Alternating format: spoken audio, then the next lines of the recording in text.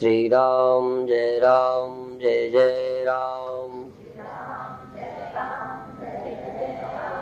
सच्चिदानंद भगवान की, सनातन धर्म की।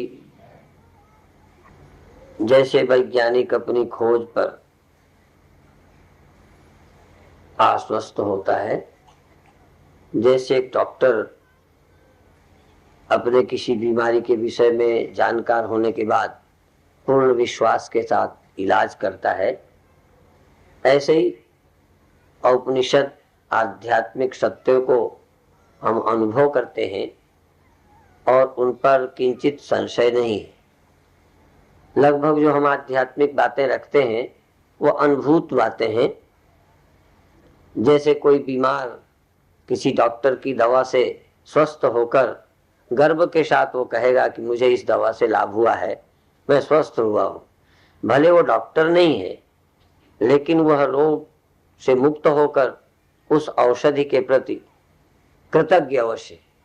इसी तरह से हम आपके विषय में कितना लाभ पहुंचा सकेंगे ये तो अभी हमारे आगे के दिन बताएंगे, परंतु मैं इतना कह सकता हूं कि जो कुछ हमने उपनिषदों से, वेदों से, संतों से प्राप्त किया है उसमें हम पूर्ण संतुष्ट हैं।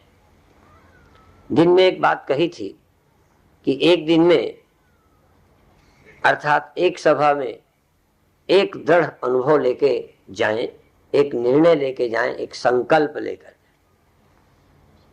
तो आज शाम की सभा का एक संकल्प था कि हम ये संकल्प करें कि हमारा जन्म किस लिए हुआ है। हमारा जन्म क्या कुछ रुपया कमाकर सार्थक हो जाएगा? क्या कोई पद विशेष पाकर हमारा जीवन धन्य हो जाएगा? वाणी में जब हम पढ़ते हैं तो वाणी में तो साफ संकेत है, स्पष्ट कि भई प्राप्त मानुख देहुरिया, गोविंद मिलन कियो तेरे बेरिया, और काज तेरे किते न काम, मिल साथ संग भज केवल नाम। वाणी ये जोर देती है कि जीवन जो हमें मानव तन मिला है वो गोविंद के गुण गाने के लिए, गोविंद मिलने के लिए, गोविंद मिलन कियो तेरी बरी। ये जो समय है गोविंद के मिलने का है, मानव तन। और सब तन अन्य कामों के लिए हैं। पेड़ क्या करेगा? पेड़ फलेगा, फूलेगा, बढ़ेगा, फल फूल समाज के काम आ जाएंगे। और पेड़ का क्या उपयोग होगा? पेड़ का निजी कोई काम नहीं है। मनुष्य को दो काम करने हैं। पेड़ केवल औरों के लिए है, उसके अपनी आत्मा परमात्मा की खोजने की कोई जिम्मेदारी नहीं है। पशु भी किसी काम आते हैं, नदियां किसी के काम आती हैं, लेकिन नदी का कोई अपना निजी प्रयोजन नहीं है। क्योंकि हम मानव हैं, हमें चेतना है, हमारे में बुद्धि है, मेरी अपनी ईगो है, तो मैं जहां कुछ करना चाहूंगा तहां मेरी ईगो, मेरी अपनी मैं पहले अपनी इच्छा, अपना प्रस्ताव रख देती है। इसलिए बिना हम जाने पेड़ की तरह समर्पित नहीं हो सकते। कल के प्रवचन में एक स्मरण दिलाया था, संत बिटप सरिता गिरिधरणी, परहित हेतु इन्हन की करनी। इनकी करनी परहित है, पर मनुष्यों का जिक्र नहीं किया। संत शब्द का इसका मतलब मनुष्य की करनी परहित नहीं है, बल्कि यदि चौपाई ही सुननी तो एक और सुन ले। सुर नर मुनि की याही रीति, स्वार्थ लाग करें सब प्रीति। गिना दिया, एक में संत ले लिया और सब जड़ है। संत बिटप सरिता गिरि धरणी, परहित हेतु इन्हन की करनी। संत और सभी जड़, पेड़ पहाड़ नदियां बादल और गिना लो, ये सब परहित है। और सुर नर मुनि सबकी यह रीति, इन सबकी यही रीति है, स्वार्थ लाग करें सब प्रीति। अब देखना है कि संत भी मनुष्य ही हैं, सुर भी, नर भी, मुनि भी मनुष्य ही हैं, शैतान राक्षस भी मनुष्य की शकल वाले होते हैं, कोई और शकल के होते नहीं। तो इनमें विभाजन कैसे होगा कि हम मुनि हैं कि मनुष्य है, सुर, नर, मुनि, हम किस में से हैं? और संत, हम संत हैं कि मुनि हैं, कि ऋषि हैं, कि मनुष्य हैं, कि राक्षस हैं, शैतान हैं, क्या है? शक्ल तो सबकी यही होगी। तो जो परहित करते हैं वो संत। हम परहित क्यों नहीं कर रहे? इसीलिए मैंने एक शब्द पहले ही ले लिया कि मनुष्य की दो जिम्मेदारियां हैं। पेड़ की तरह यह भी परहित कर सकता है, नदियों की तरह यह भी परहित कर सकता है। ये परहित के लिए, पहाड़ की तरह दूसरे हित के लिए लग सकता है, लेकिन पहले इसका अपना हित हो जाए। और अपना हित अपना उद्धार है, परमात्मा की प्राप्ति है। यदि ये आत्मा को उपलब्ध हो जाए, परमात्मा को प्राप्त हो जाए, जिसकी अपनी कोई इच्छा ही न रह जाएगी, पेड़ की तरह। पेड़ ईश्वर की इच्छा से, पेड़ की अपनी कोई इच्छा नहीं, पेड़ ईश्वर की इच्छा से बढ़ रहा है, फल रहा है, फूल रहा है। उसमें पेड़ की अपनी क्या इच्छा है? नदी और सूर्य की क्या, चंद्रमा की क्या अपनी इच्छा है? पेड़ पहाड़ की अपनी क्या इच्छा है? कभी सोचे इनको इच्छा क्या है? अब फिर भी सब हो रहा है। तो मनुष्य भी बढ़ सकता है, मनुष्य भी पढ़ सकता है, मनुष्य भी योग्य बन सकता है, पर मनुष्य का अपना क्या काम? क्या हम पेड़ की तरह परहित में नहीं लग सकते? और नहीं लग पा रहे तो कारण? हम नदी की तरह परहित में क्यों नहीं लग सकते? संत तो कहते हैं लगते। कल मैंने ये बताया, संत माने जो मंच में बैठे हैं वो नहीं, संत माने लाल कपड़े हैं ये नहीं, संत माने तिलक नहीं। और संत का ये भी मतलब नहीं कि जो नीचे बैठे वो संत नहीं। सिर्फ एक ही परिभाषा है कि पेड़, पहाड़, नदी इनकी तरह, जमीन की तरह परहित में लगा हो, अपना कोई स्वार्थ न रह गया हो, सो संत। आप क्यों संत नहीं हैं, ये मेरे से नहीं पूछना। आखिर क्या आपका स्वार्थ है? क्या पूरा कर लोगे? और पूरा करने में लगे हो, भले पूरा ना हो, कोई ना कोई स्वार्थ, कोई ना कोई अहम की इच्छा, कोई मेरी इच्छा पूरी हो जाए। क्या पूरी हो जाएगी? यहाँ रहने की इच्छा पूरी नहीं होगी, जिसको तुम जोड़ रहे हो कोई रहने वाला नहीं है, जो घर बनाया है छोड़कर चले जाओ, इच्छा पूरी होगी क्या? यदि समझ जाते तो हम संत हो जाते। एक संत, ये पंजाबी की लाइनें कीर्तन में बोला करते थे, छड़ के दुनिया वाली मौज नू हो जा फकीर। क्या छोड़ के? ये इच्छा मेरी, मेरी इच्छा, मेरी इच्छा क्या है? तेरी इच्छा क्या पूरी हो जाएगी? इच्छा छोड़। इच्छा छूट गई, फकीर हो गए, इच्छा छूट गई, संत हो गए। जड़ की अपनी कोई इच्छा नहीं, तू चेतन होके अपनी इच्छा कोई न रख। तुझी है क्या? भगवान ने यदि पेड़ को पैदा किया, तुझे भी भगवान ने पैदा किया, उसमें जड़ता दे दी है, पशु में थोड़ी चेतनता दे दी है, मनुष्य में थोड़ी बुद्धि दे दी है। ये तो भगवान की योजना है। तू क्या है? यदि हमने एक बल्ब बनाया, वायरिंग कराई, स्विच लगाया, हम स्विच ऑफ करते हैं, स्विच ऑन करते हैं।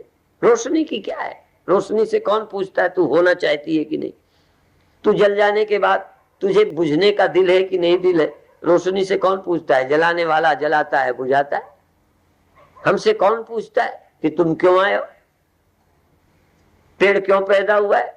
तुम क्यों पैदा हुए? जानवर क्यों पैदा हुए? सूर्य चांद क्यों पैदा हुए? कोई पूछता है? पैदा करने वाले ने अपनी कोई योजना से पैदा किया है। ये तो उसकी योजना है, हमारी क्या है? पर हम समझते हैं परमात्मा ने कृपा करके हमें थोड़ी मैं दे दी, थोड़ा दिमाग दे दिया, तो हम अपनी योजनाएं लेके चल पड़े। असल में हम भगवान की योजना पूरी करने के लिए हैं, हमारी कोई निजी योजना नहीं। भगवान की जो योजना है उसको हम पूरा करें, भगवान का जो संकल्प है उसी में हम चलें, हमारा कोई निजी संकल्प न रह जाए। क्या करें तो न रह जाए? प्रश्न तो ये, क्योंकि संकल्प भी मेरे अंदर हुए, ये वे कहां से आ गए मेरे अंदर? जैसे पेड़ का बढ़ना, पेड़ का फूलना, पेड़ का फलना पेड़ पर निर्भर नहीं है, तो मेरे अंदर दिमाग का आ जाना, मेरे अपने स्वार्थ, काम, लोभ, भय का आ जाना, ये भी तो मेरे अंदर आ गया है। मैं कहां से लाया? तो जो भगवान ने मुझे दिया, मैं क्या करूं अब कि भगवान के काम आ सकूं? पेड़ भगवान के संकल्प को पूरा कर रहा है, वाणी में हुक्म की बड़ी महिमा है। ईश्वर के हुक्म से हम चलें। अब हम ईश्वर के हुक्म को जानते ही नहीं। फिर मैं याद दिलाऊं, पेड़ भगवान के हुक्म से, सूर्य चांद भगवान के हुक्म से, पशु पक्षी भगवान के हुक्म से। हम क्या भगवान के हुक्म के बाहर हुए? हम भी भगवान के हुक्म से, पर हमें भगवान के हुक्म का कुछ पता नहीं। पता तो पेड़ को भी नहीं, पेड़ को भगवान के हुक्म का पता नहीं है, लेकिन चूंकि उसके पास कोई दिमाग नहीं है इसलिए उसे अपनी इच्छा का भी कुछ पता नहीं। इसलिए जड़ होने के कारण यदि भगवान के हुक्म को जानता नहीं है तो उसकी अपनी कोई इच्छा भी नहीं है। हमें भगवान के हुक्म की पहचान नहीं है, पर अपनी इच्छाएं आड़े आ गई हैं। यही भगवान कृष्ण गीता में कहते हैं कि सृष्टि यज्ञ है, तुम यज्ञ करो अर्जुन। अर्जुन कहता है कि मुझे यज्ञ में बाधा कौन डालता है? कौन है जो मुझे यज्ञ नहीं करने देता?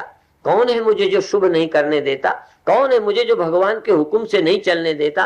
भगवान कृष्ण ने समझा दिया, कामेश क्रोधेश रजोगुण समुद्भव महासना महापापमा विद्धेन में वैरिणम। तेरे अंदर जो काम है, इच्छा है, स्वार्थ है, ये तुझे यज्ञ नहीं करने देते। कहीं तुझे अपने मरने का भय आ जाता है, कहीं नुकसान का भय आ जाता है, कहीं ये बिगड़ जाएगा, कहीं ये मुझे मिल जाए। जबकि क्या मिल जाना है? 4 दिन के लिए आए हैं, क्या मिल जाएगा? कौन सा पद, कौन सा पदार्थ, क्या टिकने वाला है?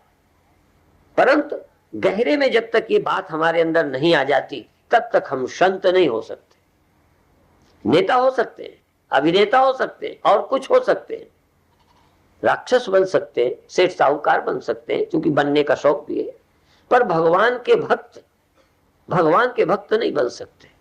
भगवान के भक्त होने के लिए पूर्ण निस्वार्थ होना चाहिए। और कोई भगवान का भक्त हो जाएगा तो राष्ट्र का हो ही जाएगा, कोई भगवान का भक्त हो जाएगा तो संसार के लिए हो ही जाएगा। क्योंकि जब अपना कुछ स्वार्थ न रह गया तो उसका जीवन है ही समाज के लिए, करेगा क्या? यदि हम रामायण के पात्रों की तरफ ध्यान दें तो मेरे ख्याल में हनुमान आते हैं। विभीषण भाई की लातें खा के आया था, सुग्रीव वाली से दुखी था, ये राम के पास आए तो इनका कोई निजी कुछ जरूर अटका था। भले राम की भक्ति भी साथ थी, और ये भी अंत में कहा है कि जो वाली ने किया था वही सुकंठ ने भी किया, जो रावण ने किया था वही विभीषण ने किया। इनके अपने कुछ स्वार्थ थे, यद्यपि ये राम के साथ थे, लेकिन हनुमान का कोई निजी स्वार्थ नहीं दिखता। युद्ध के बाद भी किसी को राज्य मिला, किसी को कुछ मिला, हनुमान ने कुछ भी नहीं लिया। विभीषण को लंका का राज्य मिल गया, सुग्रीव को भी कुछ मिल गया, लक्ष्मण को भी कुछ दिया गया, सबको कुछ ना कुछ मिला जो भी, लेकिन हनुमान ने कहीं कुछ नहीं लिया। हनुमान का कहीं स्वार्थ नहीं लगता किस लिए लगा है। आप कभी कल्पना करें कि आपका जीवन क्या है, और हम समझते हैं कि हम अपने स्वार्थ की पूर्ति करेंगे तो शायद पूर्ण हो जाएंगे। उल्टा है मामला। अब मैं दिन के प्रवचन में आता हूं। मैंने कहा था इच्छा की पूर्ति और इच्छा की निवृत्ति। इच्छा की पूर्ति से क्या चक्र चल पड़ता है? इच्छा की पूर्ति हुई क्योंकि हम अनुभव के गुलाम हैं। हमारे अनुभव में आया कि इच्छा की पूर्ति हुई, इसलिए सुख मिला। क्षण भर को हम सुखी हुए, फिर सुख पाने के लिए इच्छा फिर खड़ी हो गई। जिस इच्छा की हमने पूर्ति की थी वो इच्छा पूर्ति का भ्रम हुआ, इच्छा और पैदा हो गई। फिर हमने उसकी पूर्ति की, इच्छा वो खत्म नहीं हुई, इच्छा फिर पैदा हो गई। क्योंकि पूर्ति से इच्छा का जन्म होगा, इच्छा कभी निवृत्त नहीं होगी। इसीलिए कहा बुझे की काम अगिन, काम माने इच्छा, बुझे की काम अगिन तुलसी कहूं विषय वासना घीते। घी से कहीं आग बुझती है, कामना की अग्नि, ये विषय डालने से, पूर्ति से कामना पूर्ण नहीं होती। आग में आप ईंधन डालें और आग कह दे बस मेरा पेट भर गया, बस, क्या आग कभी बश करेगी? हाँ, यदि आग बश कर सकती है, आग बुझ सकती है, तो ईंधन न डालने से बुझ सकती। काम की अग्नि को पूरा करके कोई बुझा नहीं सकता, बल्कि और बढ़ेगी। इसीलिए भागवत में जब कोई कथा करते हैं तो सुनाते रहते हैं। मुझे याद नहीं रहता, न मैं कथाकार हूं, न मुझे इस तरह की कोई तैयारी है, पर एक जीवन को जो देखा है उसको मैं कहता हूं कि यदि लाख हो जाएगा, 1000 होगा तो लाख, और लाख होगा तो करोड़ मंगेगी, और इंद्र और विष्णु होने की चाह जगेगी। ये आया है। ये कोई कहानियां नहीं है, ये जिंदगी का सत्य है। किसी की भी इच्छा पूरी नहीं हुई आज तक। यदि कोई की पूर्ति हुई है तो पूर्ति का मतलब सिर्फ समझ से इच्छाओं की निवृत्ति हुई। यहां तक जीने की भी इच्छा किसी की पूरी नहीं हुई, अंत में मरना ही पड़ा है, तो जीने की भी इच्छा की निवृत्ति ही हो जाए। देह मैं नहीं, जी रहे न रहे, जब तक है ठीक है, और मैं कौन हूं, तो जीने की इच्छा का मतलब आत्मवित हो गए तो जीवित ही, मृत्यु होती नहीं है। ये इच्छा की पूर्ति है। अभिप्राय है कि पूर्ति करने से पुनः पुनः इच्छाएं पैदा होकर फिर पूर्ति, फिर पूर्ति, फिर पूर्ति, फिर इच्छा, फिर पूर्ति, फिर इच्छा, तो ये तो चक्र चल पड़ता है, कभी पूर्ति होती ही नहीं। इसलिए पूर्ति से पूर्ति नहीं होती। फिर इच्छा की निवृत्ति से, जब इच्छा निवृत्त होगी विवेक से, बिना पूर्ति के, 2 अनुभव करो जिंदगी में। एक बार इच्छा की पूर्ति करो, एक बार इच्छा की निवृत्ति करो, और दोनों में देखो संतोष हुआ कि नहीं। मान लो मोटी मिसाल, बच्चे यहां बैठे हैं, पिक्चर देखने का मन हुआ, पिक्चर देखा है, इच्छा की पूर्ति हो गई, फिर अगले दिन फिर दूसरी पिक्चर, मतलब एक देखने की इच्छा हुई। अब देखने की इच्छा हुई, पिता ने जी ने जाने नहीं दिया, तब आपको दुख होगा। क्यों हुआ? इच्छा की पूर्ति न होने से दुख हुआ। एक में इच्छा की पूर्ति हुई, इसलिए पिताजी अच्छे लग रहे हैं। कौन पिता अच्छे? जो आपकी इच्छा की पूर्ति में सहयोगी बन जाए। हमारे को प्यारा कौन? मित्र कौन? अपना कौन? अच्छा कौन? जो इच्छा की पूर्ति में सहयोगी है। हमें संन्यास लेना था, सब लोग अक्सर विरोध करते थे। एक मेरे जो बड़े भाई थे, उनका जरूर था, जैसी तुम्हारी इच्छा, तुम्हारी इच्छा में हम बाधा नहीं बनेंगे। कई लोग तो उनको भी कहते थे कि छोटे भाई का भी हिस्सा हड़पना चाहते हो, इसलिए सहमति है तुम्हारी। अलग अलग थे तर्क, लेकिन मुझे बहुत अच्छे लगते थे बड़े भाई। क्योंकि मुझे साधु बनने का मन था तो मेरे लिए सहयोग दिया। समझ गए? चाहे वो कोई इच्छा है, मेरी सन्यास की इच्छा थी, बहुत अच्छी थी, लेकिन जिन्होंने सहयोग दिया मुझे अच्छे लगे। जब मैं गुरुदेव के पास आया तो कुछ कहते थे कि इसकी उम्र कम है, इसलिए अभी साथ नहीं रखना चाहिए। तो जो ये सुझाव देते थे गुरुदेव को, वो मुझे दुश्मन लगते थे। लगता था क्या मेरी चलती नहीं तो नहीं, इनको गोली मार दूं। और जो लोग कहते थे कोई नहीं, छोटा है तो क्या हुआ, उम्र कम है तो क्या हुआ, जो सहयोग देते थे वो हमें बहुत अच्छे लगते थे। मनुष्य का स्वभाव कि जो मेरी इच्छा की पूर्ति में सहयोगी है मुझे प्यारा लगता है। बच्चों का खेलने का मन है, मम्मी कहते कोई नहीं खेल लेने दो, तो मम्मी प्यारी लगेगी। डैडी कहते नहीं जाना, डैडी बुरे लगते हैं। अब दूसरी बात बता दें, ये तो इच्छा की पूर्ति हो गई। और मान लो मेरे अंदर इच्छा ही नहीं है, तो पूर्ति का सवाल है। अब एक के देखने की इच्छा थी, पूर्ति कर दी, तो देखने की इच्छा पूर्ति अभी तो हो गई, लेकिन फिर नई चीज देखने की होगी। एक की इच्छा पूर्ति नहीं हुई तो अभी निवृत्ति भी नहीं हुई, भीतर भीतर इच्छा है, इसलिए दुख हो रहा है। न देख पाने का, न जाने देने का दुख है। दुख किसे? जिसकी इच्छा तो है पर पूरी नहीं हुई। सुख किसे? जिसकी इच्छा थी पूरी हो गई। अब एक और बात बता दूं, एक की इच्छा समझ कर कि पढ़ाई का टाइम है, क्या करना देख दाख के, अपने आप ही जाने का मन नहीं है, उसने खुद निर्णय कर लिया, संकल्प कि मुझे नहीं जाना। अब उसको न जाने का दुख नहीं है। 3 हो गए ना। एक के जाने की इच्छा की पूर्ति हो गई, एक के जाने की इच्छा की पूर्ति नहीं होने दी गई, और एक के अंदर जाने की इच्छा ही खत्म हो गई है अपनी ही समझ से। तो एक की इच्छा की पूर्ति हुई, उसकी इच्छाएं बढ़ेंगी। एक की इच्छा की पूर्ति नहीं हुई, उसके दुश्मन हैं वो लोग, और वो दुखी रहेगा। और एक की इच्छा निवृत्त हो गई। तीन स्त्री के लोग हैं। हमारी दृष्टि क्या है कि जो आदमी अपनी इच्छाओं से मुक्त हो जाएगा उसका कोई शत्रु नहीं है, उसका कोई मित्र नहीं है, उसको कोई दुख नहीं है, उसको कोई अशांति नहीं है। जिसकी इच्छा है और पूर्ति नहीं की जाती वो आदमी दुखी रहता है और वो लोगों से भी चिढ़ता है। और तीसरा, जिसकी पूर्ति होती रहती है, लेकिन होती रहने वाला का भी एक दिन वो आएगा कि इच्छाएं होती जाएंगी, पूर्ति होती जाएंगी, एक दिन इच्छाओं की पूर्ति नहीं होगी और अंत में वो दुखी होगा। इसलिए पूर्ति वाला भी दुखी होगा, अपूर्ति वाला भी दुखी होगा। सिर्फ इच्छाओं की निवृत्ति वाला ही शांति प्राप्त करता है। इसलिए गीता में स्थित प्रज्ञ में प्रजहाति यदा कामान सर्वान पार्थ मनोगतान आत्मन्येवात्मनः तुष्टः स्थित प्रज्ञस्तदोच्यते। परंतु इन इच्छाओं की निवृत्ति कैसे की जाए? आप लोग सोचते होंगे कि इच्छाएं कैसे छोड़ें, इच्छाएं छूट नहीं सकती। ऐसा नहीं है, इच्छाएं तो अपने आप निवृत्त हो जाती। समझ की बात है, इच्छाएं कोई छोड़नी थोड़ी है, अपने आप समझ कहेगी। जिस चीज को हम दुख समझेंगे उसकी पूर्ति में क्यों लगे रहेंगे?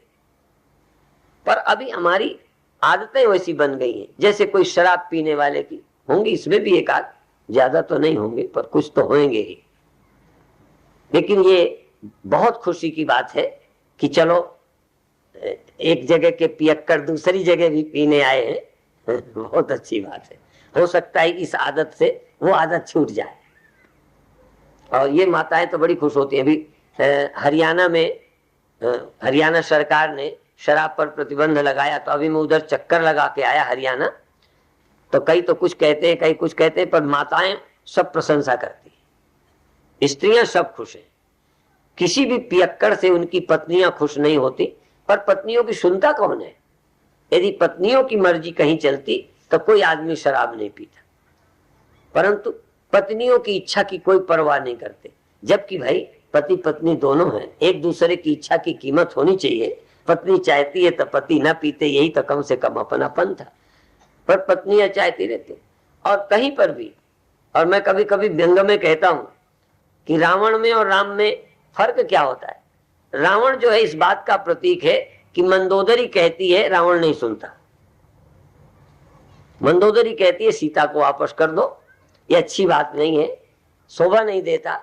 रावण कहता है स्त्रियां हमेशा बेवकूफ होती हैं, 9 अवगुण रहते हैं स्त्रियों में, रावण कहता है, और स्त्रियों की बात मानने लायक नहीं होती। रावण की तर्क ये है।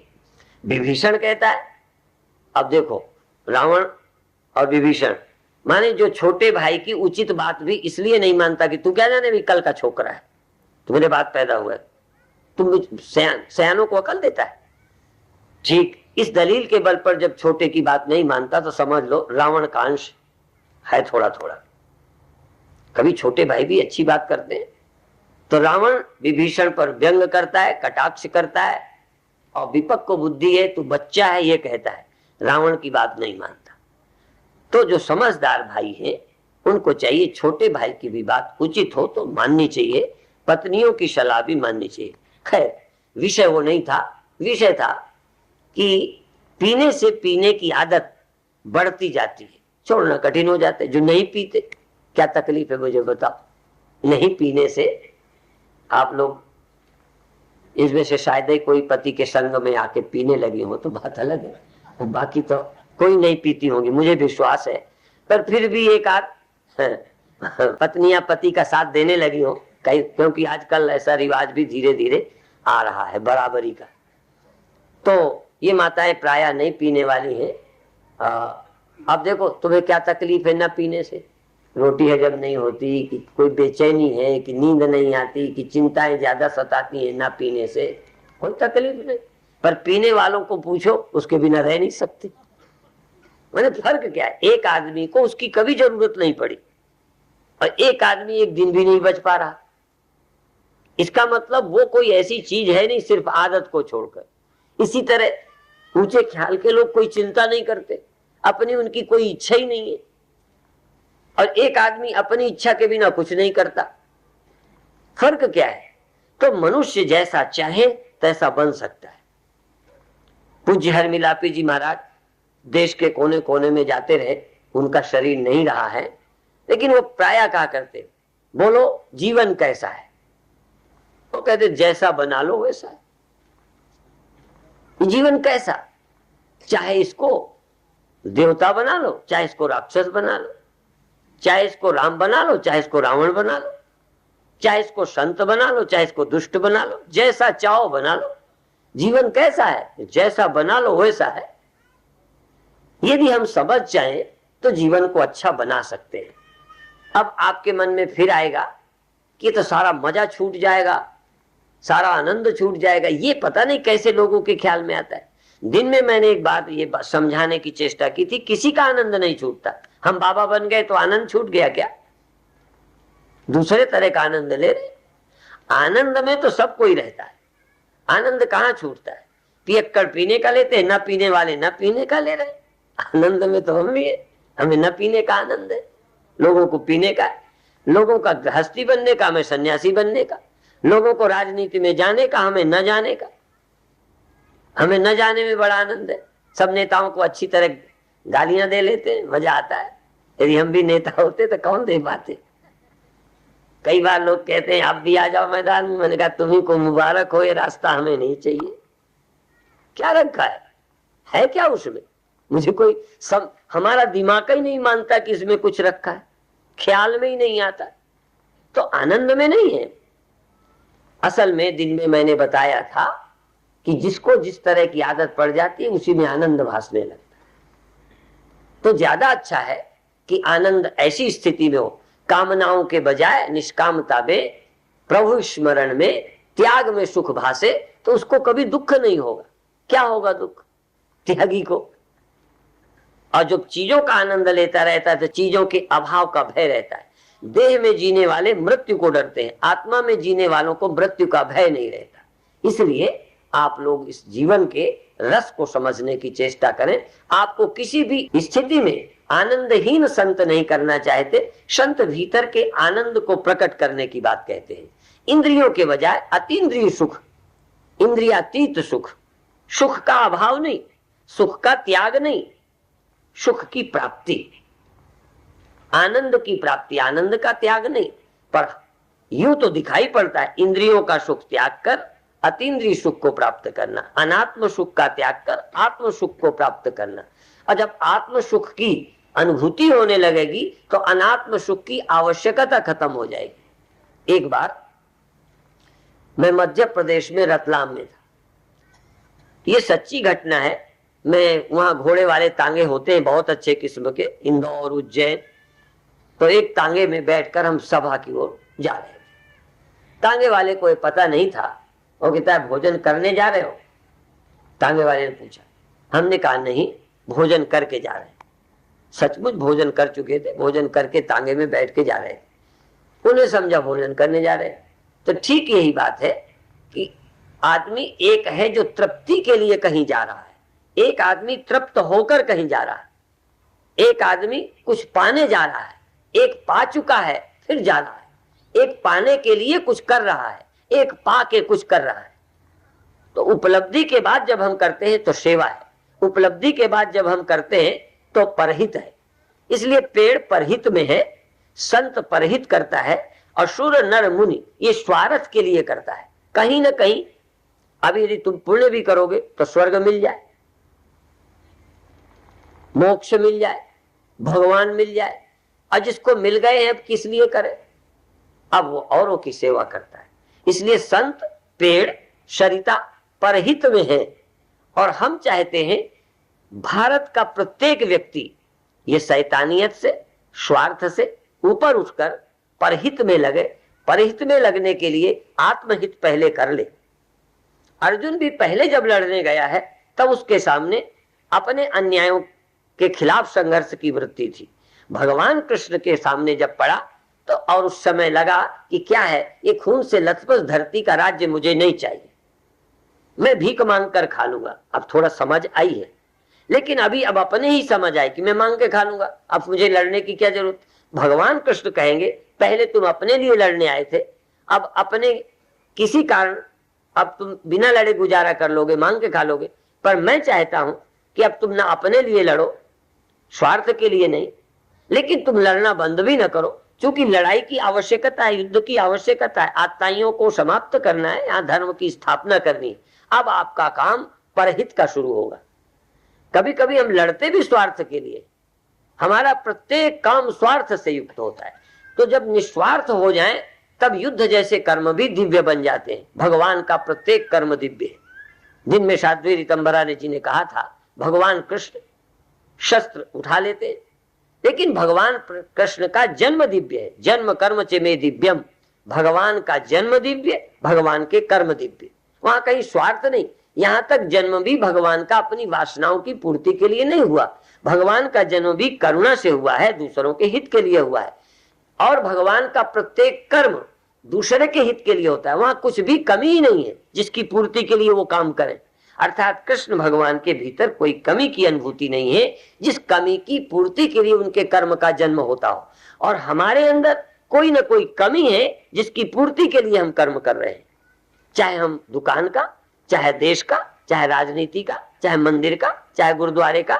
जहां हम काम में उतरते कहीं ना कहीं हमारी निजी मान इच्छाएं स्वार्थ होते हैं। भगवान कृष्ण का अपना कोई स्वार्थ नहीं है। जिस दिन हम स्वार्थ से ऊपर उठ जाएंगे उस दिन हमारा प्रत्येक कर्म परार्थ हो जाएगा। तो आज के प्रवचन में, दिन के प्रवचन में एक प्रेरणा कि हम संकल्प लें कि हमारा जन्म भगवान के कार्य के लिए हुआ या भगवान के पहचानने के लिए हुआ। पहला काम, हम अपने को पहचान कर निष्काम निर्द्वंद हो जाएं और जगत का काम करें। दूसरा संकल्प उसी का जुड़ा हुआ कि हम अपने भीतर कामना मुक्त कैसे हो। जब तक हमारे अंदर कमी का बोध रहेगा कामना का जन्म होगा। कामना तो कमी की अनुभूति से जन्मती है और कमी की अनुभूति रहते पूर्णता का एहसास नहीं हो सकता। इसलिए कुछ क्षण के लिए कामनाओं से रहित होकर ध्यान में प्रवेश करें, जिससे हम कामना रहित परम तत्व को, निर्विकल्प तत्व को, चिद तत्व को, अंदर विद्यमान नित्य प्राप्त वस्तु को बिना किसी साधन के प्राप्त करें, बिना किसी साधन के। ये भी दिन का विषय था कि हम कुछ ना करें, बिना किए कैसे उस सत्य को पा जाएं। साधन की आवश्यकता नहीं, साधन निरपेक्ष हो जाएं, साधनों का आश्रय न लें और प्राप्ति तुरंत। और साधनों का जब सहारा लोगे तो प्राप्ति में कठिनाई होगी, बड़ी समस्याएं होगी। इसलिए अभी तक हमारे अंदर भ्रम है कि साधनों से हम सत्य प्राप्त करेंगे, अपने पुरुषार्थ से ब्रह्म प्राप्त करेंगे, बल्कि साधन से जब भी कुछ पाएंगे तो साधन का अहंकार और हो जाएगा। और गुरबाणी में कहा है कि तीर्थ व्रत दान भी करके जो आदमी मन में गुमान करता है उसकी हालत ऐसी है जैसे कुंजर स्नान करके धूल डाल लेता है। अहंकार कहीं नहीं पहुंचाता। तो साधन करके यदि ब्रह्म की प्राप्ति या कोई प्राप्ति होगी तो साधन का अहंकार और चढ़ जाएगा। हमने साधन किया, तुमने तो कुछ किया ही नहीं, तुम क्या बराबरी करते हो। अर्थात साधन का अहंकार भी दुख देगा, अहंकार में फंसा देगा।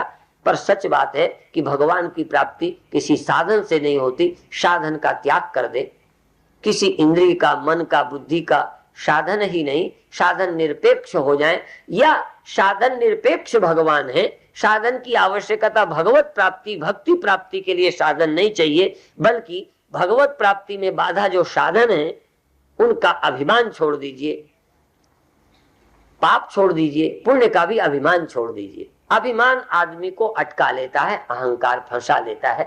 अभी इतना ही कहकर समाप्त करें। ओम शांति।